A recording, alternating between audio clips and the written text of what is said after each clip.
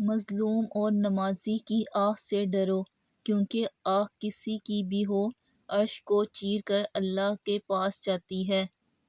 اگر کسی کا ظرف آزمانا ہو تو اس کو زیادہ عزت دو، اعلیٰ ظرف ہوا تو آپ کو اور زیادہ عزت دے گا، اور کم ظرف ہوا تو خود کو اعلیٰ سمجھے گا۔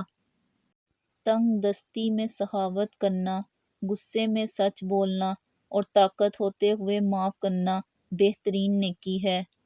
کبھی اپنی زبان سے کسی کے عیب بیان نہ کرو، کیونکہ عیب تم میں بھی ہیں اور زبان لوگوں کی بھی ہے۔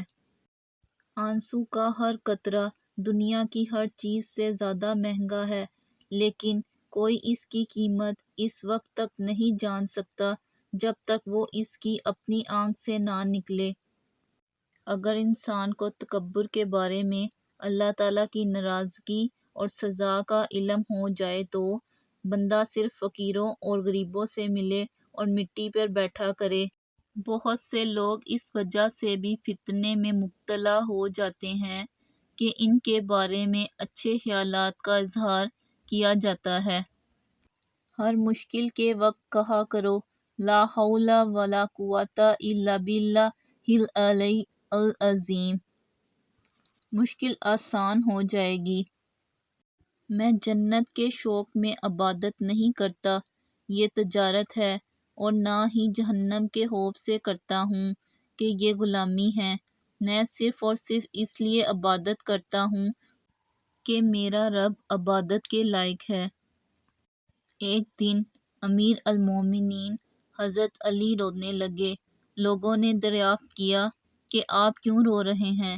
آپ رضی اللہ عنہ نے فرمایا کہ میں اس لیے رو رہا ہوں کہ 7 دن سے کوئی مہمان میرے گھر نہیں آیا۔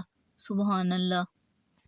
جو شخص دنیا میں کم حصہ لیتا ہے وہ اپنے لیے راحت کا سامان بڑھا لیتا ہے، اور جو دنیا کو زیادہ سمیٹتا ہے وہ اپنے لیے تباہ کن چیزوں کا اضافہ کر لیتا ہے۔ ایک زمانہ ایسا بھی آئے گا کہ لوگ اپنے رب کو بھول جائیں گے، لباس بہت قیمتی پہن کر بازار میں اکڑ اکڑ کر چلیں گے، اور اس بات سے بے خبر ہوں گے کہ اسی بازار میں ان کا کفن بھی موجود ہے۔ زندگی ملی تھی رب کی عبادت کرنے کے لیے، پر وقت گزر رہا ہے کاغذ کے ٹکڑے کمانے کے لیے۔ نہ کفن میں جیب ہے نہ قبر میں الماری، اور کمال کی بات تو یہ ہے کہ موت کا فرشتہ رشوت بھی نہیں لیتا۔ کیا خوب لکھا ہے کسی نے، بخش دیتا ہے خدا ان کو جن کی قسمت خراب ہوتی ہے، وہ ہرگز نہیں بخشے جاتے جن کی نیت خراب ہوتی ہے۔ اپنے دوست کو اتنے ہی راز بتاؤ کہ کل کو اگر وہ تم سے دشمنی پر آمادہ ہو تو تمہیں کوئی نقصان نہ پہنچا سکے۔ شیطان کو گمراہ کرنے کے لیے کوئی دوسرا شیطان نہیں آیا تھا، بلکہ یہی وہ نفس تھا جس نے اس کو ابلیس بنا دیا۔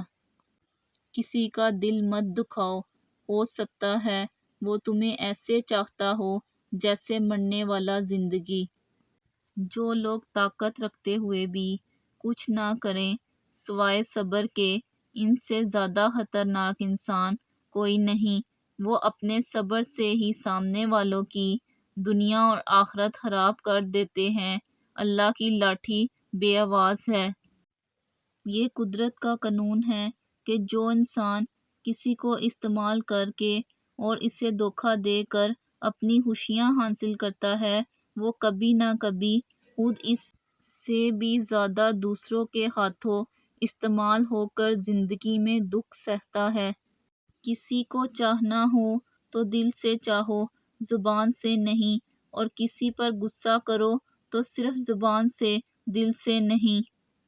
رسول اللہ صلی اللہ علیہ وآلہ وسلم نے ارشاد فرمایا، 4 چیزیں آپ کو ختم کر دیتی ہیں: پریشانی، غم، بھوک، دیر سے سونا۔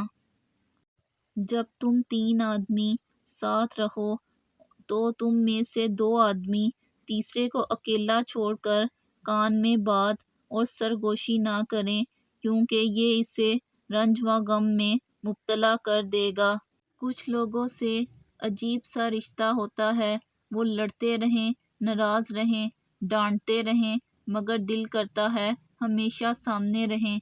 جھگڑوں سے کچھ حاصل نہیں ہوتا، دونوں گروہ کچھ نہ کچھ کھو دیتے ہیں، اگر کچھ نہیں تو اپنا احترام ضرور کھو دیتے ہیں۔ خوشگوار ترین زندگی اس شخص کی ہے جو اللہ تعالیٰ کے تقسیم کردہ رزق پر راضی ہو۔ الفاظ کی اپنی ہی ایک دنیا ہوتی ہے، ہر لفظ اپنی ذمہ داری نبھاتا ہے۔ کچھ لفظ حکومت کرتے ہیں، کچھ غلامی، کچھ لفظ حفاظت کرتے ہیں اور کچھ وار۔